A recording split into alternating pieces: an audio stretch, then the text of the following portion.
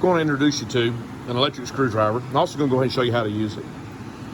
This is a basic type of electric screwdriver. Some of the basic parts. It has a handle and a trigger. And you can see this one also has a light. It has a forward and reverse. And as in most tools, from the right side, if you push all the way down, that's forward. Push back the other way. And that is reverse. It has a little collet at the end, but there's no little release on this thing. It is the bits just slide into the end of it. Has a housing, has a head, it's got a little internal motor. This one has a charging port in the handle, and I've got two models here, and they both have charging ports in the handle. This is some of the same basic functions. This one's a little nicer. It's got a little section of bits here in the back end of it that can rotate and turn to select and store your bits. Now these tools are meant for just basic home use.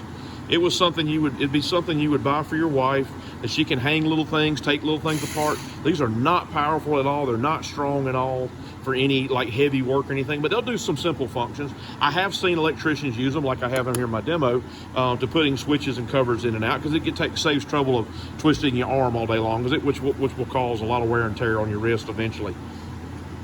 So that's the basic functions of an electric screwdriver. So what I'm going to do here is we're going to take off two covers. I've got a regular three-way switch with a light cover on it. It has two little flathead screws. Then I have a standard duplex receptacle here, and it's got a single flathead screw in the middle. We're going to take these covers off. Then under that, there are two Phillips head screws on the tops and bottoms of each one of these, and they'll come off, and we'll use it to take them completely out, and then we're going to reinstall it. All right, first I've got to select my bits. I'm going to turn it, and I'm going to find my little small number 1 flathead. Most bits, they come in different sizes, and there's a little bit of difference in them, but most standards for flatheads and Phillips are 1, 2, and 3, and the majority of things you're going to see are 2s, but in this case we're actually going to a number 1, which is a bit smaller. I'm going to line it up. I'm going to make sure I put it in reverse because I'm disassembling, and you can tell it doesn't turn really fast at all. Sometimes you got to work with it to stay in line. And pull my cover off. Now I'm gonna go to my duplex.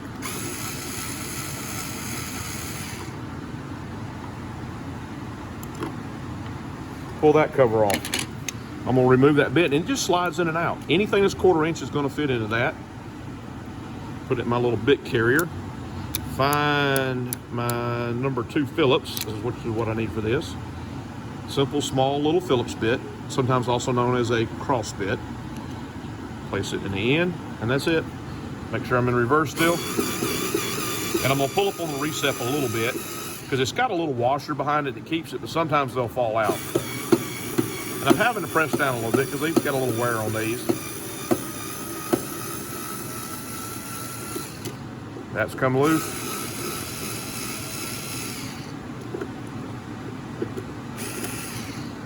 And you can see the little screws that are in it.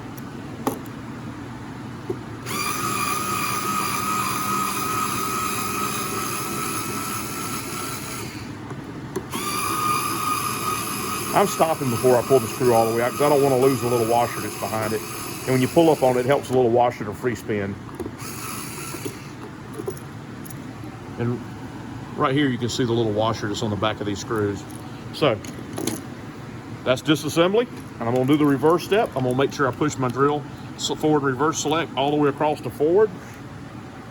A lot of times with little stuff like this, I'll go ahead and line up the screw head in the screw and then hold my object, and I'm going to stick it in that little hole right there and get it started. And I'm going to stop. That way I'm using the drill to actually control the screw a lot. And I'm going to work to get it started. Now I can screw it all the way in.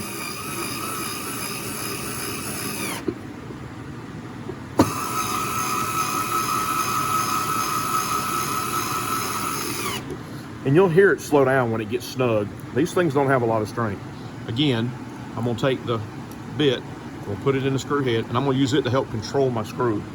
Line it up in the hole, get it started a little bit, go to my bottom side, do the same process, get it started. And those screws are tapered where they're designed to line up pretty quick and easy.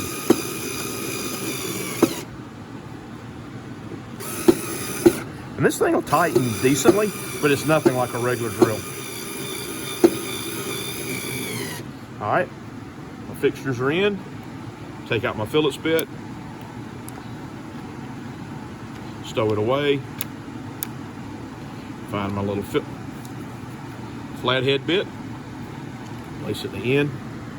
Now with the covers, because these things can be decently fragile, they're easy to break, I'm going to line the cover up. I'm going to take one of these very small little screws, a little flathead, and it's actually the same color as the cover, and I'm actually going to start it with my fingers.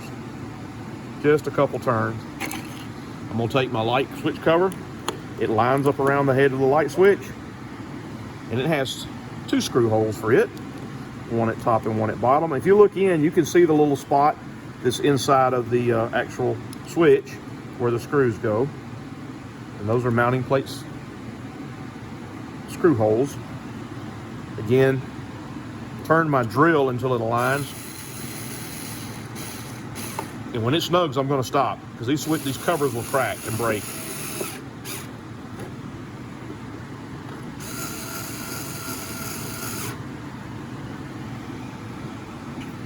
Now the basic maintenance on one of these is as simple as we're just looking at clean and dry and make sure our bits are still good. Now these bits are small and fragile. If you hit something really tight, you'll actually twist that bit around and it won't be any good then.